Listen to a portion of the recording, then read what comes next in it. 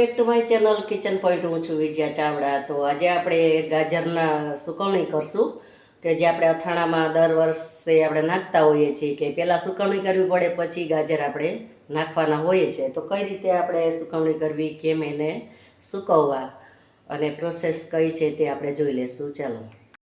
તો અહીંયા મેં ગાજર લઈ લીધા છે. આ ગાજર મેં લગભગ 2-2.5 કિલો લીધા છે. તો મેં આને સારાથી પાણીએ ધોઈ લીધા છે અને લૂછી લીધા છે. તો અહીંયા આપણે સૌપ્રથમ તો પહેલાં એમની છાલ ઉતારી લઈશું. આ રીતે આપણે પિલોરથી બધી છાલ ઉતારી લઈશું. અને તાજા ગાજર હોય એ જ ગાજર લેવાના, કડસલીવાળા અને વાસી ગાજર નહીં લેવાના, કારણ કે આપણું આખું વરસ આપણે સાચવવાના છે આને અને સ્ટોર કરવાના છે. તો આપણે એ રીતે ગાજર સરસ જોઈ અને લઈ લેશું અને આપણે એક બાઉલમાં મૂકતા જઈએ. તો અહીંયા બધા ગાજરની છાલ આપણે ઉતારી લીધી છે અને એનો પાછળનો ભાગ છે તે પણ આપણે આ રીતે કાઢી લીધા છે. તો હવે એને આપણે કટકા કરીશું. તો મીડિયમ સાઇઝના આપણે કટકા કરીશું. આ રીતે બધા કટકા એક સરખા કરી લેવાના છે.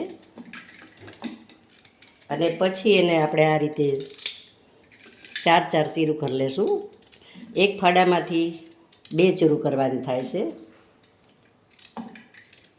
તો આ રીતે આપણે બધી ગાજરની ચીરું આવી રીતે કરી લેવાની છે. તો અહીંયા આપણે ગાજર બધા સમારી લીધા છે અને મોટી મોટી ચીરું કરી દીધી છે. આ સુકાશે એટલે ઝીણા એકદમ થઈ જશે, એટલે આને ચીરું મોટી જ રાખવાની અને નાની ચીરું નહીં કરવાની, કારણ કે આમાંથી પાણી બધું સુકાઈ જવાનું છે એટલા માટે. તો અહીંયા આપણે એક મોટું વાસણ લઈ લઈશું અને આપણે મસાલો ભેળવવામાં મોટું વાસણ હોય તેમ સારું. તો અહીંયા મેં આ મોટું વાસણ લઈ લીધું છે. તો એમાં આપણે મીઠું લઈ લઈશું. તો અહીંયા 2.5-3 કિલો ગાજર છે. તો એની સામે આપણે જે નોર્મલ ખાઈ છીએ ચમચી, તો આ નોર્મલ ચમચી છે. તો મેં 3 ચમચી મીઠું લઈ લીધું છે. અને થોડી આપણે હળદર લઈ લેશું, બહુ ઝાઝી નહીં, કારણ કે ગાજર આપણા કારા ન પડે એટલા માટે આપણે લેવાનું છે. અને થોડુંક લીંબુ આપણે નીચવી દઈશું. આ રીતે થોડુંક લીંબુ નીચવી અને પછી થોડીક ખાંડ આપણે લઈ લઈશું.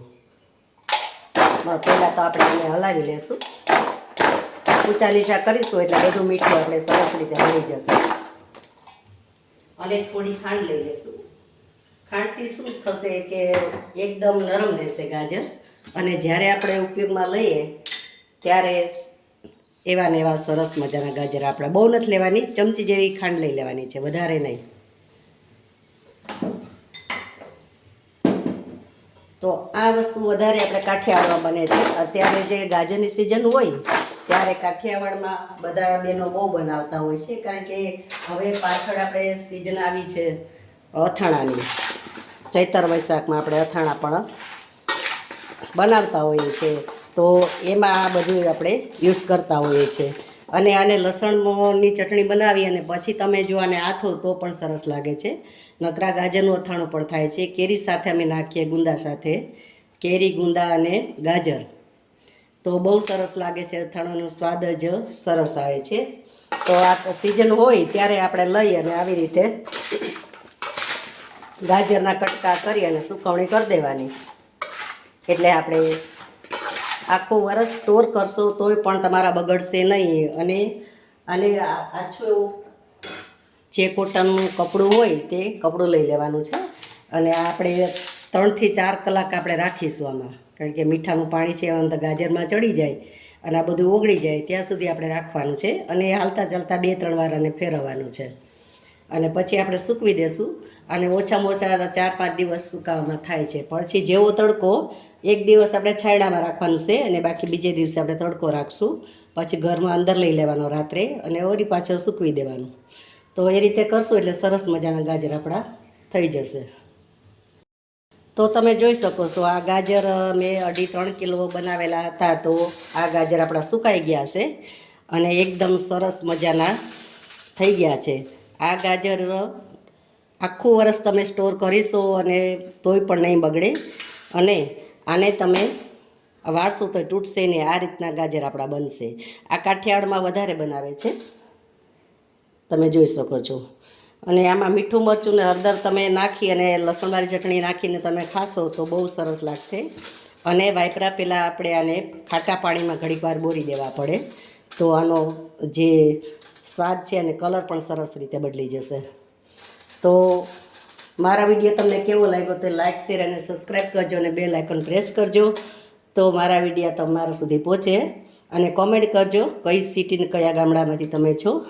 તો આવા વિડીયા જોતા રહેજો, સ્કીપ કર્યા વગર જોજો. તમને આ સ્ટીપ બહુ કામ લાગશે. અને સ્ટીપમાં તો આપણે જે ખાંડ નાખી એ આપણે મહત્ત્વની છે, કારણ કે ખાંડ નાખશો તો સરસ મજાના ગાજર તમારા એવા ને એવા આખું વરસ રહેશે. તો તમે જરૂરથી 1 ચમચી ખાંડ ઉમેરી દેજો. તો ચાલો મળીશું આપણે નવા વિડીયોમાં નવી રેસીપી લઈને. ત્યાં સુધી આવજો. Thank you for watching.